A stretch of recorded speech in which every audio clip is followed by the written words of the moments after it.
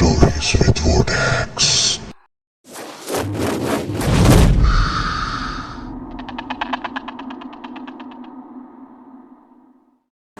अस्सलाम वालेकुम दोस्तों, उम्मीद करते हैं कि आप खैरियत से होंगे। ये दुआ है अल्लाह पाक आपको सेहत और खुशियाँ अता फ़रमाए और जिन मखलूक़ात का ज़िक्र हम आपसे इस स्टोरी में कर रहे हैं उनसे भी महफूज रखें, आमीन। अगर स्टोरी सुनते वक्त आपको डर लगे तो रूम्स की लाइट ऑन कर लें और आयतल कुर्सी पढ़कर हिसार बांध लें, क्योंकि सुना है कि जब इन मखलूक़ात का ज़िक्र किया जाता है तो ये इसे बहुत गौर से सुनती हैं। और हमारे डिस्क्रिप्शन बॉक्स में जाकर हमें अपनी स्टोरीज़ हमारे ईमेल या व्हाट्सएप पर ऑडियो रिकॉर्ड करके भेजें या लिख कर, ताकि हम ज़्यादा से ज़्यादा आपके लिए स्टोरीज़ अपने चैनल में शामिल कर सकें। ये स्टोरी जिन्होंने हमसे शेयर की उन्होंने अपना नाम मेंशन नहीं किया, लेकिन वाक़या बहुत इंटरेस्टिंग है। आइए इनकी स्टोरी इन्हीं की लिखी हुई सुनते हैं। अस्सलाम वालेकुम वोटेक्स भाई, कैसे हैं आप? उम्मीद करती हूँ कि आप खैरियत से होंगे। मैं कराची में रहती हूँ। हुआ कुछ यूँ कि मेरी शादी हो चुकी थी और मेरे 2 बच्चे हैं, तो हम लोगों ने उम्रे पर जाना था। मैं, मेरे शौहर, मेरे बच्चे और मेरा देवर, हम लोगों ने उम्रे की तैयारी की और हम लोग उम्रे पर चले गए। वहाँ का पैकेज होता है जैसे कि 4 दिन मक्का, 4 दिन मदीना में, फिर 4 दिन मक्का और फिर वापस पाकिस्तान। तो हमारा कुछ इसी तरह का पैकेज था जो मेरे जेठ ने करवाया था। इनकी अपनी ट्रैवल एजेंसी है। हम लोग यहाँ से मक्का पहुँचते हैं। हम लोगों ने उम्रा अदा किया, सब कुछ ठीक था। हमें 4 दिन वहाँ रुकने के बाद फिर मदीने जाना था। उस टाइम मेरा बड़ा बेटा 2 साल का था, मेरा छोटा बेटा 11 महीने का था और मेरा बड़ा बेटा ठीक से बोल भी नहीं पाता था कोई भी लफ्ज़। हम लोग मदीना चले गए तो वहाँ हमें होटल मिलने में प्रॉब्लम हो रही थी, रूम्स का इशू हो रहा था। हम लोग सब जगह घूमे तो वहाँ पर एक होटल था। जब हम लोगों ने वहाँ पता किया तो उन्होंने कहा कि यहाँ रूम्स अवेलेबल नहीं हैं। हम लोग जब वापस जाने लगे तो उन्होंने हमें वापस बुलाया और कहा कि आप लोगों को 3rd फ्लोर पर रूम्स मिल जाएंगे, एक राइट साइड की तरफ और एक बैक साइड पर। मेरा देवर हमारे साथ था। हम लोग साथ साथ रूम्स ले रहे थे, लेकिन क्योंकि रूम्स मिल नहीं रहे थे तो हम लोगों ने आपस में डिस्कशन करके ओके कर दिया कि ठीक है, हम लोग ये रूम्स ले लेते हैं। तो जब हम लोग 3rd फ्लोर पर गए तो रूम नंबर 214 हमारा रूम था। तो वो लोग रूम का डोर खोलने के लिए एक कार्ड देते हैं, लेकिन जब हम लोग रूम में गए तो उसका दरवाज़ा पहले से खुला हुआ था। हम लोग थोड़ा कंफ्यूज हुए और जब हम लोग अंदर गए तो पूरा रूम ही उथल पुथल हुआ था। तो इतने में मेरे हस्बैंड ने कहा कि मैं नीचे जाकर इन लोगों को कहता हूँ कि रूम की सफाई वगैरह कर दो। ये कहकर जब वो रूम से निकलने लगे तो सामने वाले रूम से, क्योंकि वहाँ पर ज़्यादातर बंगाली होते हैं रूम सर्विस के लिए, तो सामने से एक बंगाली निकल कर आ रहा था। तो मेरे हस्बैंड ने कहा कि इस रूम की सफाई तो करवाएं। तो उसने कहा कि ये रूम, इस रूम में तो ऑलरेडी कोई है, आप लोगों को ये रूम किसने दिया? तो मेरे हस्बैंड ने कहा कि हमें होटल वालों ने ही ये रूम दिया है और ये रूम जब हम यहाँ आए तो ऑलरेडी खुला हुआ था, यहाँ पर तो कोई नहीं है। तो उसने कहा कि ठीक है साहब, मैं देखता हूँ। तो जब उसने रूम में देखा तो वाकई वहाँ पर कोई नहीं था। फिर वो नीचे गया और दोबारा ऊपर आया। तो उसने कहा कि पता नहीं ये लोग कैसे बिना बताए चेकआउट कर गए रूम से और चले गए। उस टाइम वो बंगाली भी थोड़ा अजीब सा बिहेवियर शो कर रहा था। बहरहाल उन्होंने रूम की सफाई करवाई और हम लोग रूम में शिफ्ट हो गए। इस रूम का हुलिया कुछ इस तरह से था कि इसमें 3 बेड थे। तो मैंने और मेरे हस्बैंड ने 2 बेड्स आपस में मिलाकर उन दोनों को एक बेड बना दिया और वहाँ खिड़की के पास एक सिंगल बेड था। मैं जब इस बेड पर बैठी तो मुझे बड़ी अजीब सी फीलिंग आई और बहुत ही भारीपन सा फील हो रहा था, चक्कर से आने लगे।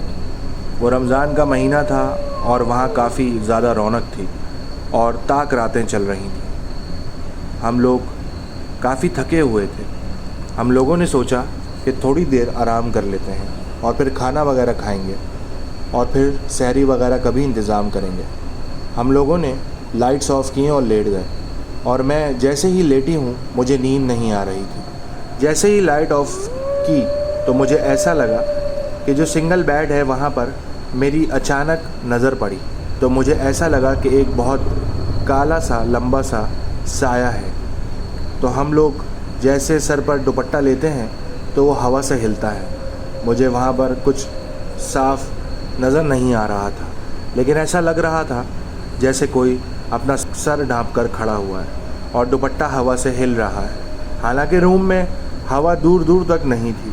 ये देखकर मैं काफ़ी घबरा गई और मैंने पढ़ना शुरू कर दिया।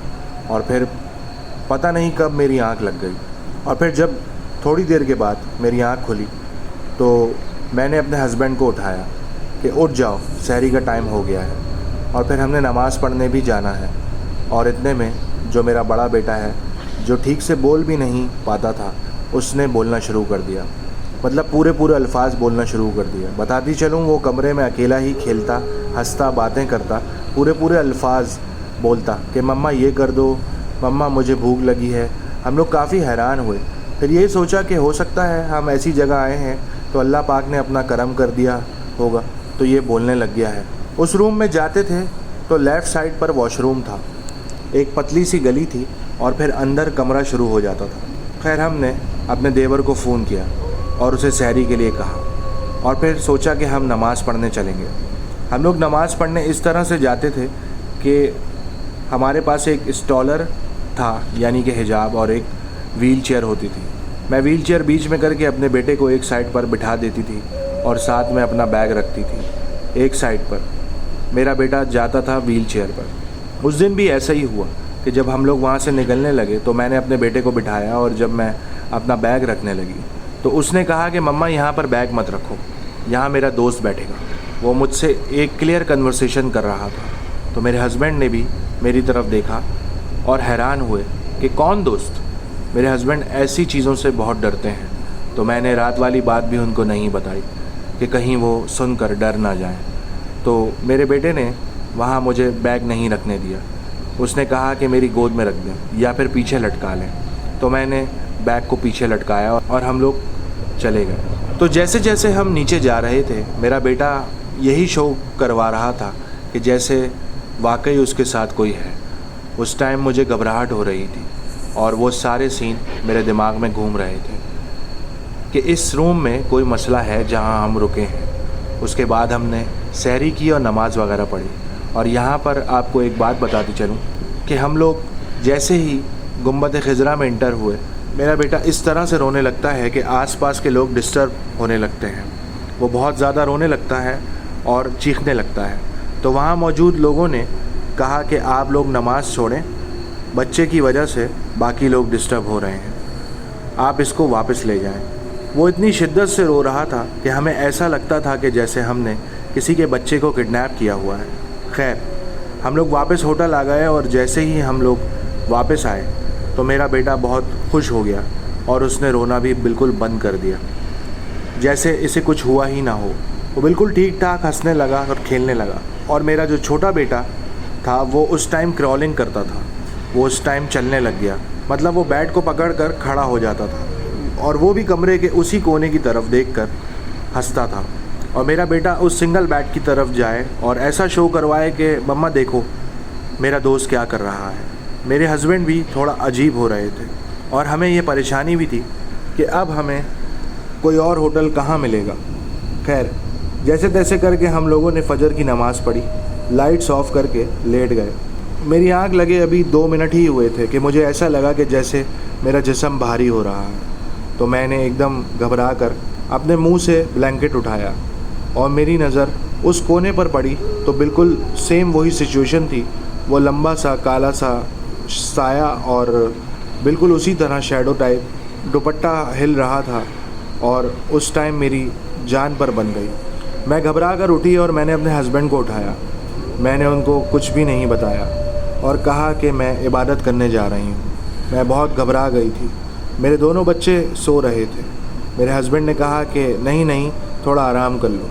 मैंने कहा कि हम यहाँ आराम करने थोड़ी आए हैं। मैंने कहा कि मैं जा रही हूँ। मेरे हस्बैंड ने कहा कि ठीक है, तुम अकेली नहीं जाओ, मोहित को साथ ले जाओ। मोहित मेरे बड़े बेटे का नाम है। तो मैंने कहा कि ठीक है। तो मैंने अपने बड़े बेटे को उठाया और वहाँ से निकल गई। मैंने कार्ड वगैरह उठाया है और मैंने अपने हस्बैंड से कहा कि मैं बाहर से लॉक करके जा रही हूँ और ये कार्ड मेरे पास है। मेरे हस्बैंड ने कहा कि ठीक है और हम लोग बाहर निकल गए। ऐसे ही टहलते हुए और मार्केट देखते हुए हरम की तरफ निकले। उस टाइम मेरा बेटा बिल्कुल नॉर्मल था, तो मैंने अपने बेटे से कहा कि मैं गुम्बद खिज़रा के पास जाकर तुम्हारी पिक्चर्स बनाऊंगी। तो उसने कहा कि ठीक है मम्मा। इतने में मुझे बहुत ज़्यादा बेचैनी और घबराहट होने लगी और मुझे अंदर से फ़ील हुआ कि मुझे वापस जाना चाहिए। तो मैंने अपने बेटे से कहा कि चलो वापस रूम में चलते हैं। मैंने उसे कहा कि तुम भागो, मैं तुम्हें पकड़ूंगी। मेरे दिल की धड़कनें उस टाइम इतनी तेज़ हो रही थी, मुझे ऐसा लग रहा था कि जैसे कुछ गलत हो रहा है। हमारा होटल गुम्बद खिज़रा से ज़्यादा दूर नहीं था। मेरा बेटा आगे आगे भागा और मैं उसके पीछे पीछे भाग रही थी। हम लोग जैसे ही होटल पहुँचे और हम लोग लिफ्ट में ऊपर 3rd फ्लोर पर गए और जैसे ही लिफ्ट का दरवाज़ा खुला, मेरे हस्बैंड की ज़ोर ज़ोर से चिल्लाने की आवाज़ आ रही थी। मैंने ना आओ देखा ना ताओ देखा, अपने बेटे को छोड़कर बहुत तेज़ी से कमरे की तरफ भागी, क्योंकि मेरा छोटा बेटा मेरी फीट पर था। मैंने जैसे ही कमरे का दरवाज़ा खोला, मेरे हाथ पांव बिल्कुल सुन्न हो गए। मेरे हस्बैंड ने मेरे छोटे बेटे को गले से इस तरह पकड़कर उठाया हुआ था कि दोनों हाथों से उसका गला दबोचा हुआ था और उसको ऐसे हवा में लटकाया हुआ था जैसे कोई बेजान चीज़ उनके हाथों में हो। वो इस तरह से उसका गला दबाकर उसको झंझोड़ रहे थे और मेरा बेटा चीख रहा था। तो मैंने इनसे कहा कि अदनान साहब, ये आप क्या कर रहे हैं? बाय द वे बताती चलूँ कि मेरे हस्बैंड का नाम अदनान है। तो मेरे हस्बैंड ने जिन नज़रों से मुझे देखा तो मुझे ऐसा लगा कि जैसे मेरे पैरों से जान निकल जाएगी। मेरे शौहर ने आंखें फाड़ कर मुझे देखा। उनकी आंखें बहुत लाल हो रही थीं। उन्होंने मुझे कहा कि दफ़ा हो जाओ यहाँ से। मेरे हस्बैंड बहुत तमीज़दार और इज़्ज़त से बात करने वाले इंसान हैं। तो जैसे ही मेरे जहन में आया कि इस कमरे में पहले से कोई मसला है, तो मैंने दरवाज़े पर खड़े होकर ही आयतल कुर्सी और जो दुआएं मुझे आती थीं मैंने पढ़ना शुरू कर दी। मैंने जैसे ही अपने हस्बैंड पर फूंक मारी तो उन्होंने मेरे बेटे को बहुत ज़ोर से बेड पर फेंका और वो एकदम से नीचे बैठ गए, जैसे उनके जिस्म से जान निकल गई हो, या जो कुछ भी उनके ऊपर आया था वो जा चुका था। और वो दोनों हाथों से अपना सर पकड़कर बैठ गए। मैंने अपने हस्बैंड से पूछा कि क्या हुआ है आपको? उस टाइम मुझे भी उनसे डर लग रहा था कि कहीं मुझे मारना ना शुरू कर दें या चीखना ना शुरू कर दें। तो उन्होंने एकदम से घूर कर मेरी तरफ देखा और कहा मैंने सोना है, और ये बात बोलकर वो लेट गए। और लेटने के 2 मिनट बाद ही वो बोले कि मुझे क्या हुआ था? तो मैंने उनसे कहा कि आप इस तरह से कर रहे थे। तो उन्होंने कहा कि मुझे नहीं पता क्या हुआ था और मुझे ये भी नहीं पता कि मुझे क्या हो गया था।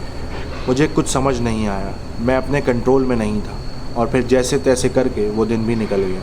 और फिर रात को मुझे बहुत तेज़ भूख लगी। इशा के बाद हम लोग तरावी वगैरह भी पढ़कर आ चुके थे। तो एकदम मेरे हस्बैंड ने कहा कि रूम बहुत गंदा हो रहा है। मेरे हस्बैंड इन चीज़ों में मेरी बहुत हेल्प करवाते थे, सफाई वगैरह वो मेरे साथ मिलकर भी करवा लेते हैं। तो उन्होंने मुझे कहा कि मैं कमरे की सफाई कर लेता हूँ, तुम बच्चों को देख लो, जो भी इनको खिलाना पिलाना है। मैंने अपने छोटे बेटे को फीड करवाया और बड़े बेटे को ब्रेड का स्लाइस वगैरह दिया। और मेरे बड़े बेटे की वही रूटीन चल रही थी। ये मेरा दोस्त है और मेरे साथ बैठा है, इसने मेरे साथ खाना खाना है। वो बिल्कुल इस तरह से बिहेव कर रहा था। इतने में मुझे बहुत तेज़ भूख लगी और मैंने अपने हस्बैंड से कहा कि आप हाजी को बोलो कि बाहर से खाना लेकर आ जाए। तो उन्होंने कहा कि ठीक है, मैं उनको बोल देता हूँ। तो मेरे हस्बैंड ने मेरे देवर को फ़ोन किया और कहा कि तुम्हारी भाभी को बहुत तेज़ भूख लगी है, ऐसा करो कि खाना बाहर से ले आओ।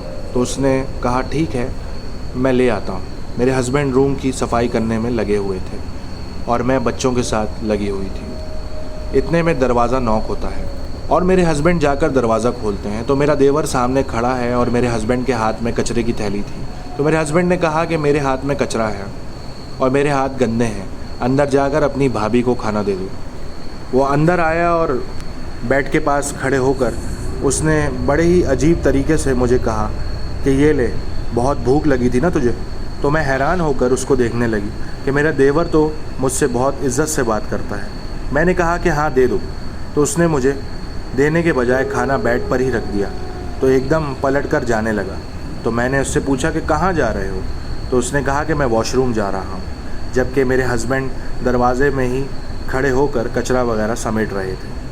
तो मेरा देवर हमारे वॉशरूम में चला गया। मेरे हस्बैंड भी देख रहे थे और मैं भी वहाँ बैठी हुई थी। खैर मेरे हस्बैंड कचरा वगैरह फेंक कर आए। जब 5-7 मिनट गुजर गए तो मेरा देवर वॉशरूम से निकला ही नहीं। मुझे शदीद भूख लगी हुई थी। मैंने सोचा कि मैं क्या करूं, तो मैंने अपने हस्बैंड से कहा कि जाकर वॉशरूम का दरवाज़ा नॉक करें, उनको बोलें कि जल्दी आएँ, खाना खाएं। तो मेरे हस्बैंड ने कहा कि आ जाएगा और इतने में 5 मिनट और गुजर गए। फिर मेरे हस्बैंड ने उसे आवाज़ दी कि यार अब आ जाओ ना, और कितनी देर लगाओगे।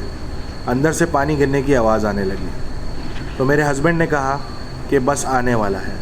अभी यही सीन चल रहा था कि मैंने कहा मुझे बहुत भूख लगी है, मैं खाना खाने लगी हूँ, जब वो आए तो आप दोनों भाई मिलकर खाना खा लेना।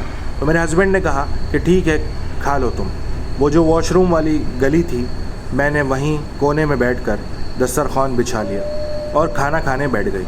मैं खाना खाकर फ्री होने वाली थी कि मैंने अपने हस्बैंड से मजाकन कहा, ये ऐसा भी क्या करने गया है वॉशरूम कि अभी तक बाहर ही नहीं निकला।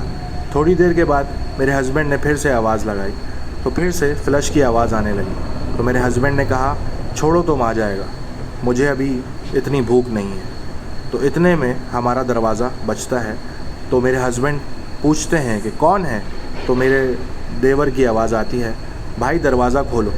तो मेरे हस्बैंड ने कहा दरवाज़ा, वो तो तुम खोलोगे ना, क्योंकि मेरे हस्बैंड को लगा कि वॉशरूम का दरवाज़ा बजा है।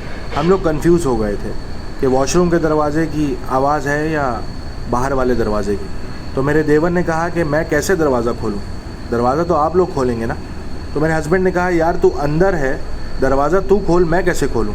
तो उसने कहा कि भाई मैं बाहर खड़ा हूँ, दरवाज़ा खोलें, या आप लोग क्या मजाक कर रहे हैं मेरे साथ। तो मैं और मेरे हस्बैंड एक दूसरे की शक्ल की तरफ देखने लगे कि ये क्या बोल रहा है कि मैं बाहर दरवाज़े पर खड़ा हूँ। तो मेरे हस्बैंड ने दरवाज़ा खोला तो सामने देवर खड़ा था। उस टाइम मेरे और मेरे हस्बैंड के पैरों तले ज़मीन निकल गई कि ये तो हमारे सामने वॉशरूम गया था और फ्लश की आवाज़ भी आ रही थी, तो ये बाहर से कैसे आ रहा है। तो मैंने एकदम से कहा कि हाजी तुम तो वॉशरूम गए थे। मेरे देवर का नाम हाजी है। तो उसने कहा कि भाभी क्या हो गया आपको। वॉशरूम में गया था, लेकिन मैं अपने वॉशरूम गया था, आपके वॉशरूम में नहीं गया। तो मेरे हस्बैंड ने कहा कि नहीं तू हमारे वॉशरूम ही गया था, मैं यहाँ खड़ा था, तुम खाना लेकर आए थे। तो उसने कहा कि हाँ मैं खाना लेकर आया था।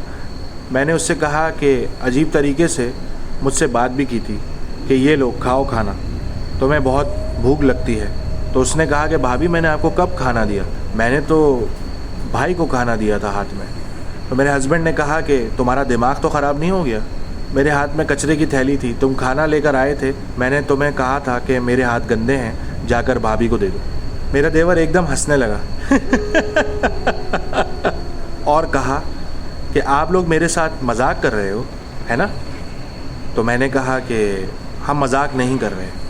मेरे देवर ने कहा कि क्या हो गया है आप लोगों को, मैंने भाई को बाहर से खाना दिया है, तो मैं अंदर आया भी नहीं, और मैं भाई को बोल कर गया था कि वॉशरूम जा रहा हूँ।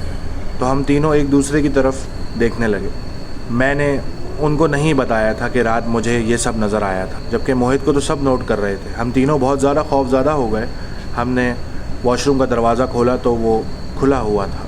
ये देखकर हम और भी ज़्यादा डर गए। तो मैंने कहा कि अब मैं नहीं छुपा सकती ये सब, मुझे बता देना चाहिए इनको। जो देवर था वो बैठ के उस कोने के पास खड़ा होकर बात कर रहा था। तो उसने कहा कि क्या हो गया भाभी। तो मैंने हस्बैंड और देवर से कहा कि जब से मैं यहाँ आई हूँ मुझे पता नहीं क्यों चक्कर आ रहे हैं और भारीपन सा फील हो रहा है, और जब से हम लोग यहाँ आए हुए हैं तब से ये मसले मसाइल हमारे साथ हो रहे हैं इसी कमरे में। तो मेरे हस्बैंड और मेरे देवर की आंखें फटी की फटी रह गईं कि ये क्या बोल रही हैं भाभी। और अगले दिन हमें वैसे ही वहाँ से चेक आउट करना था। तो मेरे हस्बैंड ने कहा कि बस सब चुप हो जाओ और इस बारे में अब कोई बात ना करो, कल सुबह वैसे ही हमें यहाँ से निकलना है। खैर हम लोग चुप हो गए, मगर दिमाग में ये सब बातें चल रही थी कि आज रात हम होटल में नहीं गुजारेंगे, बल्कि गुम्बद खिजरा में ही गुजारेंगे इबादत करके, और सुबह ही वापस होटल आएंगे। खैर हम लोग चले गए और मैंने अपने हस्बैंड से कहा कि आप मोहित को अपने साथ ले जाओ, हाशिर को मैं अपने पास रखूँगी। तो मैं हाशिर के पास बैठी थी और सुबह के 6:30 हो गए थे। तो मैंने हस्बैंड को वॉइस मैसेज किया कि मैं होटल की तरफ जा रही हूँ, आप लोग भी वहीं आ जाना। मैं अपने छोटे वाले बेटे के साथ होटल चली गई और जाकर सो गई। जब मैं सोकर उठी तो मेरे हस्बैंड ने कहा कि मोहित ने जो हमारे साथ किया है हम लोग बहुत शर्मिंदा हुए हैं। ऐसा लग रहा था कि जैसे मैं और हाजी उसको अगवा करके लेकर जा रहे हैं। जिस तरह से ये तड़प रहा था, बहुत ज़्यादा चीख रहा था कि हमें भी लगने लगा कि हमने किसी का बच्चा अगवा किया हुआ है। ये हमें पहचान ही नहीं रहा था। और फिर एक बुज़ुर्ग आए, उन्होंने इसके सर पर हाथ रखा और ये गुनूदगी में चला गया। फिर हम लोग सीधा होटल आए हैं और आकर सो गए। उसके बाद हम लोगों ने पैकिंग वगैरह की और मक्का के लिए वापस रवाना हो गए। मक्का आकर मेरे बेटे की वही रूटीन रही कि वो किसी से बातें करता था, किसी के साथ खेलता था। मक्का में जो खाने का इंतज़ाम था वो होटल वाले करवाते हैं। और हम लोग जब खाना खाने के लिए जाते थे तो मेरा बड़ा बेटा साथ वाली चेयर पर किसी को नहीं बैठने देता था। कहता था कि यहाँ मेरा दोस्त बैठेगा, और उसके लिए खाना निकालते तो कहता कि 2 चम्मच रखो, निवाले बनाओ, तो वो कहता 2 निवाले बनाओ। जब हम पाकिस्तान में थे तो मेरा बेटा खाता पीता नहीं था, लेकिन वहाँ पर इसने खाना पीना शुरू कर दिया था। हम लोग खुश भी थे और हैरान भी थे और डरे हुए भी थे कि आखिर ये हो क्या रहा है हमारे साथ। बहरहाल फिर हमने बोला कि उम्रे के लिए जाते हैं। रमज़ान था, काफ़ी रश था और ऊपर से ताक रातें चल रही थी। हमें फ़र्स्ट फ्लोर पर जगह मिली कि हम लोग फ़र्स्ट फ्लोर पर तवाफ़ करेंगे। और हमने जैसे ही हरम पर फ़र्स्ट फ्लोर पर तवाफ़ करना शुरू किया, आप यकीन करेंगे मेरा बेटा, उसकी फिर अजीब हालत होने लगी थी। मैं आपको बता नहीं सकती। तो हम लोग बहुत डर गए। हम लोगों ने जैसे तैसे करके उम्रा कंप्लीट किया और होटल वापस आ गए। ये सब चलता रहा। फिर हम लोगों ने पाकिस्तान वापसी की तैयारी करी और हम लोग एयरपोर्ट के तरफ निकले। हम लोग जैसे ही एयरपोर्ट पर पहुँचे हैं तो वहाँ पर एक गार्ड था जिसने मोहित और हाशिर को देखकर प्यार किया। तो मेरे बेटे ने इसके साथ भी बदतमीज़ी की एयरपोर्ट पर जाकर वो बहुत ज़्यादा हद दर्जे का बदतमीज़ हो गया और कह रहा था कि मैं आगे नहीं जाऊंगा। हमने इसको घसीट के बिठाया। वो अजीब तरह से बदतमीज़ी कर रहा था। वो मुझे बड़ी अजीब नज़रों से देख रहा था। मुझे तो लग ही नहीं रहा था कि ये मेरा बेटा है। बहुत बदतमीज़ी वाली हरकतें उसने शुरू कर दी और उछल कूद करने लगा कि मैं नहीं जाऊंगा। तो मेरा बेटा मेरे देवर से काफ़ी डरता है। तो मैंने अपने देवर से कहा कि हाजी इसको देखना ज़रा। तो मेरे देवर की तरफ देखकर बोला, क्या कर लेगा तू मेरा। देवर एकदम से खामोश हो गया क्योंकि वहाँ पर काफ़ी आवाम बैठी हुई थी। उसने बोला कि भाभी आप इसको इसके हाल पर छोड़ दो। मैं भी चुप होकर बैठ गई और मेरे हस्बैंड भी हैरत से देखने लगे और उनको गुस्सा भी आया और उसकी हरकतें देखकर मुझे भी गुस्सा आ रहा था। मैं गुस्से की वैसे भी बहुत तेज़ हूँ। बहरहाल हम लोगों ने बर्दाश्त किया और जैसे ही अनाउंसमेंट हुई कि आप लोग जहाज़ की तरफ आ जाएं, तो हम लोग जैसे ही जहाज़ की तरफ बढ़ते हैं तो मेरे बेटे ने कहा कि मैं जाऊंगा ही नहीं। और फिर पता नहीं हम लोग किस तरह उसको घसीट कर जहाज़ में ले गए।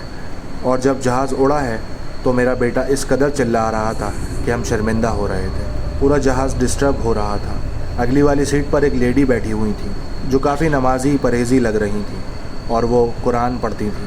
पहले तो वो काफ़ी देर तक देखती रहीं और फिर वो अचानक उठी और मेरे बेटे की तरफ देखकर और उसके मुंह पर उंगलियां रखकर इशारा किया कि खामोश हो जाओ। उसने मेरे बेटे के सर पर हाथ रखा और मेरा बेटा बिल्कुल गुनूदगी की कंडीशन में चला गया, जैसे इसको बेहोश कर दिया हो या नींद का इंजेक्शन लगा दिया हो। और फिर वो सो गया। और जब हम लोग पाकिस्तान पहुँचे, एयरपोर्ट से बाहर निकलने वाले थे, तब उसको होश आया और वो बिल्कुल पहले जैसा हो गया था, जिस तरह से वो पहले बात करता था। प्रॉपर अल्फाज नहीं बोलता था, बिल्कुल इसी तरह से बोलने लग गया। तो वोटेक्स भाई, ये था मेरा एक वाक़या जो कि इतना खौफनाक तो नहीं था लेकिन बिल्कुल सच्चा वाक़या था। उम्मीद है कि आपके लिसनर्स को पसंद आया होगा। अगर आपको अच्छा लगे तो अपने चैनल पर ज़रूर शेयर कीजिएगा। बहुत बहुत शुक्रिया, आपने अपनी स्टोरी हमसे शेयर की। दोस्तों, उम्मीद करता हूँ आज की स्टोरी आपको अच्छी लगी होगी। और अगर स्टोरी अच्छी लगी है तो वीडियो को लाइक करना ना भूलिएगा। अगर आप मेरे चैनल पर नए हैं तो चैनल को सब्सक्राइब करें, बेल आइकन को प्रेस करके ऑल का नोटिफिकेशन ऑन कर लें। इससे होगा ये कि आप मेरे हॉरर स्टोरीज़ फैमिली का हिस्सा बन जाएंगे और मेरी स्टोरी की नोटिफिकेशन आप तक आ जाएगी। और अगर आप भी मुझसे अपनी स्टोरी शेयर करना चाहते हैं तो नीचे डिस्क्रिप्शन में एक व्हाट्सएप नंबर है, आप मुझे वॉइस मैसेज के ज़रिए या लिख कर भी स्टोरीज़ भेज सकते हैं। शुक्रिया। अपना बहुत ख्याल रखिएगा, दुआओं में याद रखिएगा। मिलते हैं न्यू स्टोरी में जल्दी। अल्लाह हाफ़िज़।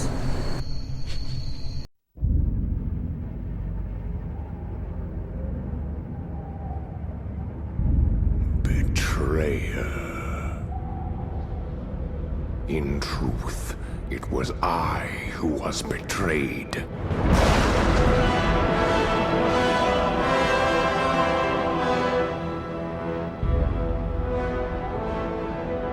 Still I am hunted. Still I am hated. Now my blind eyes see what others cannot.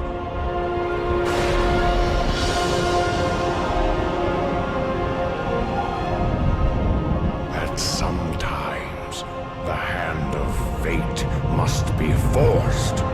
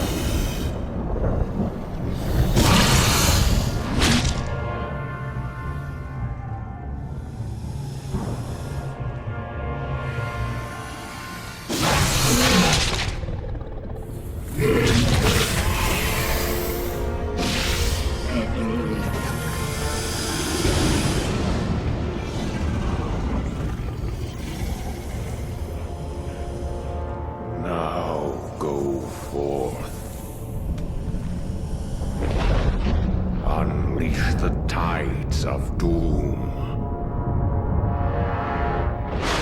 upon all those who would oppose us.